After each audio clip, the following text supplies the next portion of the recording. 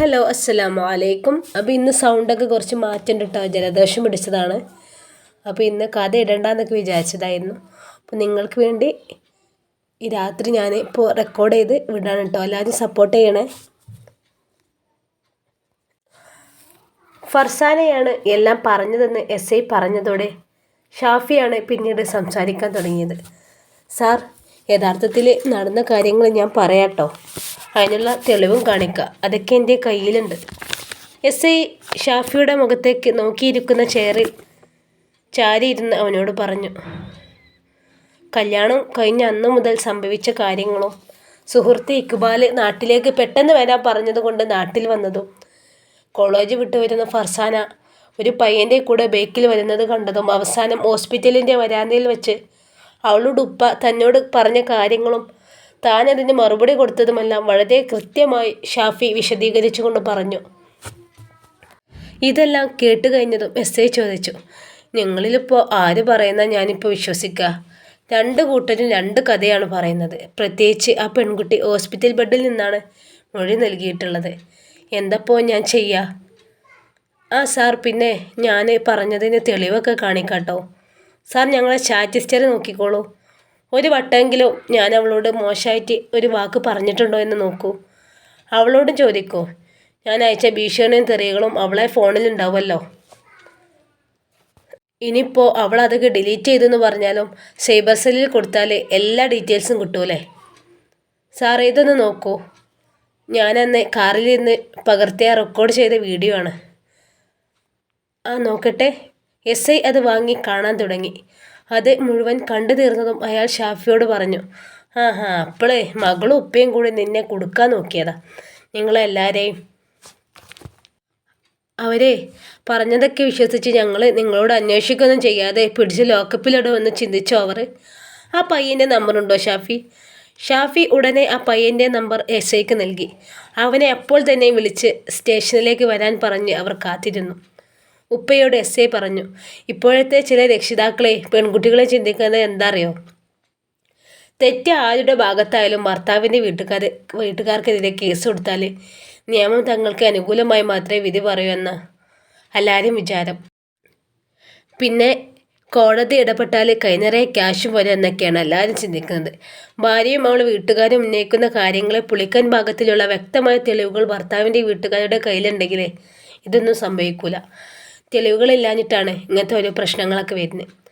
നിർഭാഗ്യവശാൽ പല പയ്യന്മാരുടെയും വീട്ടുകാരുടെ കയ്യിലും അങ്ങനെ വിശ്വസിക്കാൻ പാകത്തിലുള്ള തെളിവുകളൊന്നും തന്നെ ഉണ്ടാവില്ല. ആ വീട്ടുകാർ സ്വപ്നത്തിൽ പോലും കണ്ടു കാണില്ല ഇങ്ങനെയൊക്കെ ഭാവിയിൽ ഞങ്ങൾ സംഭവിക്കുമെന്ന്. താമസിക്കുന്ന വീട് വരെ വിറ്റ് കേസ് തീർപ്പാക്കിയ എത്രയോ കുടുംബങ്ങളുണ്ട്.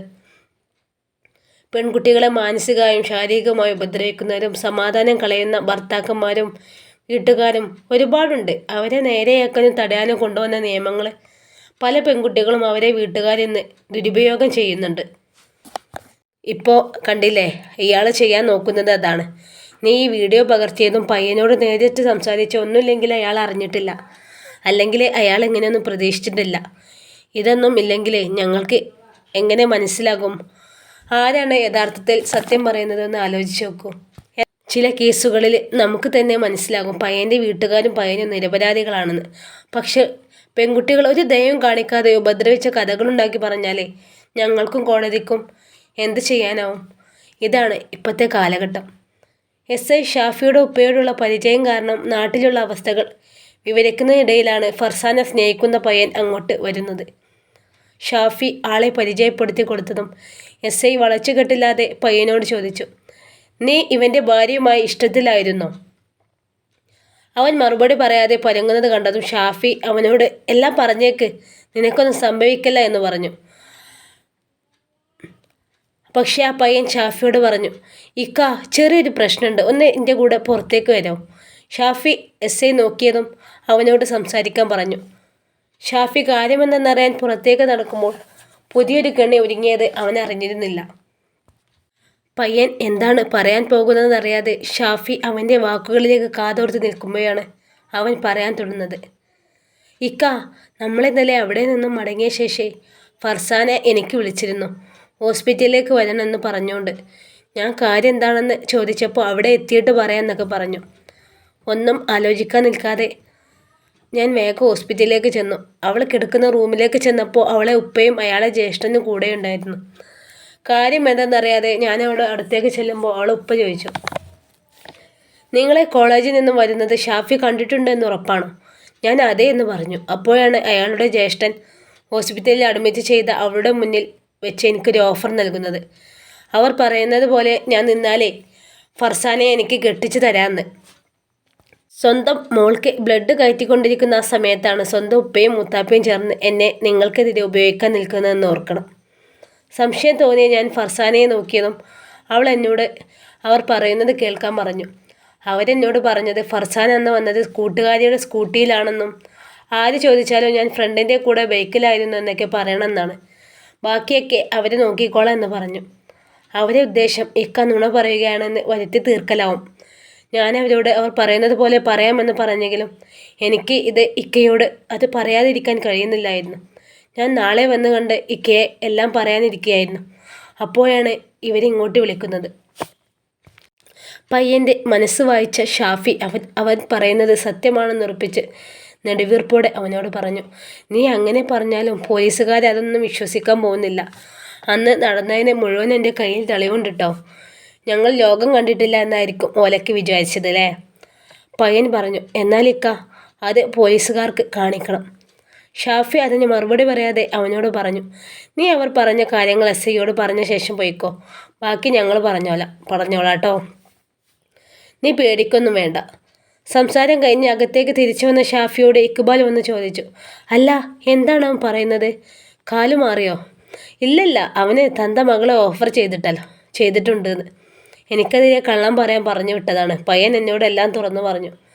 ഞാൻ അവനോട് സാറോടും അതെല്ലാം പറയാൻ പറഞ്ഞു.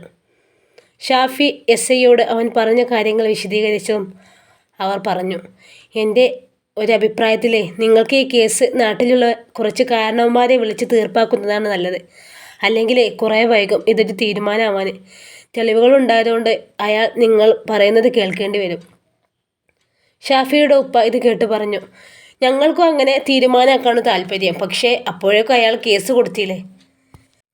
അത് ഞാൻ അയാളെ കൊണ്ട് പിൻവലിപ്പിക്കാം. അയാൾ പിൻവലിക്കും, പേടിക്കേണ്ട. അയാൾ വിചാരിക്കുന്നത് നടക്കാൻ പോകുന്നില്ല എന്ന് പറഞ്ഞ് എസ്ഐ വിളിക്കാമെന്ന് പറഞ്ഞു. പോകാനൊരുങ്ങുന്നിടയിൽ ഷാഫി അവരോട് പറഞ്ഞു, സാർ, ആ പയ്യൻ ഇവിടെ വന്നത് അയാളോട് പറയാതിരിക്കാൻ പറ്റുമോ? അവർ തമ്മിൽ ഇഷ്ടത്തിലായിട്ടും അവനെന്നോട് എല്ലാം സത്യസന്ധമായിട്ട് പറഞ്ഞത് കൂടെ നിൽക്കുന്നത്. ഷാഫിയെ നോക്കി ചിരിച്ച എസ്ഐ പറഞ്ഞു, എങ്ങനെയാണ് മോനെ നീ ഇതൊക്കെ ഇങ്ങനെ കൈകാര്യം ചെയ്യുന്നത്? വേറെ വല്ലവരാണെങ്കിലേ ആ പയ്യനായിരിക്കും അവൻ്റെ ജീവിതത്തിലെ ഏറ്റവും വലിയ ശത്രു. അതിന് സാർ, അവന് തെറ്റ് ചെയ്തിട്ടില്ലല്ലോ. അവരെ ഇഷ്ടം മുറിച്ചു മാറ്റുകയും അത് മറച്ചു വെക്കുകയും ചെയ്ത് എനിക്ക് മകളെ നിക്കാഹ് ചെയ്തതെന്ന ആ വാപ്പയല്ലേ ശരിക്ക് തെറ്റുകാരൻ. പിന്നെ ഇവനെ ഞാൻ ഇഷ്ടപ്പെടാൻ കാരണം മനസ്സ് നിറയെ സ്നേഹം അവളോടുണ്ടായിട്ടും മറ്റൊരാളുമായി വിവാഹം കഴിഞ്ഞ ശേഷം ആ ബന്ധം ഉപേക്ഷിച്ച ആളാണ് ഈ പയ്യന്.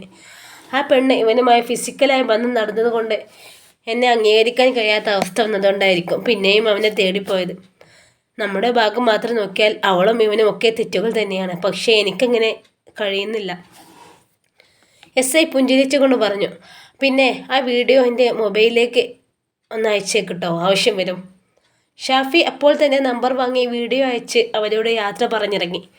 വീട്ടിലേക്ക് എത്തുന്നതിന് മുമ്പ് ഉമ്മയെ വിളിച്ച് കാര്യങ്ങൾ പറഞ്ഞപ്പോൾ ഉമ്മ പറഞ്ഞു, മേത്തുനിന്നൊന്ന് വേഗം ഒഴിവായാൽ മതിയായിരുന്നു. ഷാഫി ചിരിച്ചുകൊണ്ട് പറഞ്ഞു, നിങ്ങൾ മിക്കവാറും കോടതിയിലൊന്ന് പോകേണ്ടി വച്ചിട്ടോ. നിങ്ങളെ മരുമോളെ ഒരുപാട് വേദനിപ്പിച്ചിട്ടുണ്ടെന്നാണ് ഓള് പറഞ്ഞിട്ടുള്ളത് എന്ന് പറഞ്ഞതും ഉമ്മ സംസാരം നിർത്തിയപ്പോൾ ഷാഫി പറഞ്ഞു, ഈ ഉമ്മ അതാ പേടിച്ചു, ഞാൻ വെറുതെ പറഞ്ഞതാ. അയാളെ ഇന്ന് തന്നെ കേസ് പിൻവലിക്കും. നിങ്ങളിങ്ങനെ ബേജാറാവണ്ട, എനിക്ക് ഉറപ്പാ. അന്ന് രാത്രിയോടെയാണ് എസ്ഐ ഷാഫിയുടെ ഉപ്പയെ വിളിച്ചത്. എസ്ഐ കാര്യങ്ങൾ പറഞ്ഞു. പിന്നെ ഞാൻ അയാളെ സ്റ്റേഷനിലേക്ക് വിളിപ്പിച്ചിരുന്നു കേട്ടോ. മരുമകനെ കള്ളക്കേസിൽ കൊടുക്കാൻ നോക്കിയ എന്നില്ലേ എന്ന് ചോദിച്ചപ്പോൾ ആരും അയാളെ സമ്മതിച്ചു തന്നില്ല. പിന്നീട് ഞാൻ ആ വീഡിയോ കാണിച്ചു കൊടുത്തപ്പോൾ അയാൾക്ക് പേടിയായി. ഇനിയും ഈ കേസായി മുന്നോട്ട് പോയാലേ ആത്മഹത്യാശ്രമത്തിന് മകളെ പേരിലും കള്ളക്കേസ് തന്നതിന് നിങ്ങളെ പേരിലും കേസെടുക്കാൻ വഴിയുണ്ടോ എന്ന് എനിക്ക് ആലോചിക്കേണ്ടി വരുമെന്ന് പറഞ്ഞതോടെ അയാൾ മര്യാദക്കാരനായി കേസ് അപ്പോൾ തന്നെ പിൻവലിച്ചു. പിന്നെ നിങ്ങളുടെ മകനോട് പറയണം, ഞാൻ ആ പയ്യൻ ഷാഫിയോട് സംസാരിച്ച് പറഞ്ഞിട്ടില്ലെന്ന്. കൂടുതൽ സംസാരിക്കാതെ എന്തെങ്കിലും ആവശ്യമുണ്ടെങ്കിൽ വിളിക്കാൻ പറഞ്ഞ് എസ്ഐ ഫോൺ വെച്ചു. ഫോൺ വെച്ചതും എന്താണ് എസ് ഐ സംസാരിക്കുന്നതെന്ന് കാതോർത്തിരിക്കുന്ന വീട്ടുകാരോട് ഉപ്പ കാര്യങ്ങൾ വിശദീകരിച്ചതും ഷാഫി പറഞ്ഞു, ഉപ്പ എന്നാൽ നാളെ തന്നെ പള്ളി കമ്മിറ്റിയിൽ പോയി ഇവിടെയുള്ള വേണ്ടപ്പെട്ടവരെ കൂട്ടി ഓളെ മഹലിലേക്ക് വരുന്നുണ്ടെന്ന് വിളിച്ചു പറഞ്ഞേക്കിട്ടോ. പറയാം, ഞാനൊന്ന് ആലോചിക്കട്ടെ. ഇനി ഇത് ഞാൻ എല്ലാവരെയും അറിയിക്കണോ? വേണപ്പ, അല്ലെങ്കിൽ ഈ നാട്ടുകാരെന്നെ ഇനിയും കുറ്റപ്പെടുത്തും. ഫർസാൻ അവൻ്റെ കാമുകനുമായി കറങ്ങുന്നത് ഞാൻ നേരിട്ട് കണ്ടതുകൊണ്ടാണ് ഒഴിവാക്കുന്നതെന്നും ആ കാരണമായിരിക്കും നാട്ടുകാർ അറിയേണ്ടത്. ആ തന്ത വേറെയും കാരണങ്ങൾ നമുക്കെതിരെ പഠിച്ചുവിടുന്ന ഉറപ്പാണ്. അതിനു മുമ്പേ നമ്മളെല്ലാവരെയും അറിയിക്കണം. അറിയാലോ ഉപ്പ, ഇവിടെയുള്ള ഫെബിനയുടെ കുടുംബക്കാരും സ്വന്തം മൂത്തമ്മയൊക്കെ ഇത് അറിഞ്ഞാലുണ്ടാകുന്ന സന്തോഷം. പക്ഷേ കാരണം നമ്മൾ പറയുന്നതായിരിക്കും അവർ ആദ്യം അറിയേണ്ടത്. വീട്ടുകാർ മുഴുവൻ ഷാഫിയെ തന്നെ നോക്കിയിരിക്കുകയായിരുന്നു. അവനെ ഒരുപാട് മാറിയിരിക്കുന്നു. ഒരു ഭയമോ സങ്കടമോ അവൻ്റെ മുഖത്തോ വാക്കുകളിലോ കാണാനില്ല. എല്ലാം നേരിടാനും സഹിക്കാനും അവൻ പഠിച്ചു കഴിഞ്ഞിരിക്കുന്നു. ജീവിതം അവനെ അങ്ങനെ ആക്കി മാറ്റിയിരിക്കുന്നു എന്ന് ചിന്തിക്കുകയായിരുന്നു എല്ലാവരും. പിറ്റേന്നാണ് ഉപ്പയുടെ മൊബൈലിലേക്ക് ഫർസാനയുടെ മഹലിൽ നിന്നും സെക്രട്ടറി വിളിക്കുന്നത്. ഇൻഷാ അല്ലാ, ഈ കഥയുടെ ബാക്കി ഭാഗവുമായി നാളെ കാണാം. ജലദോഷമായതുകൊണ്ട് അധികം ലെങ്ത്ത് ആക്കാൻ കഴിയുന്നില്ല, സൗണ്ടൊക്കെ മാറിയിട്ടുണ്ട്. അപ്പോൾ എല്ലാവരും കമൻറ്റ് ചെയ്യണേ. അസ്സലാമു അലൈക്കും.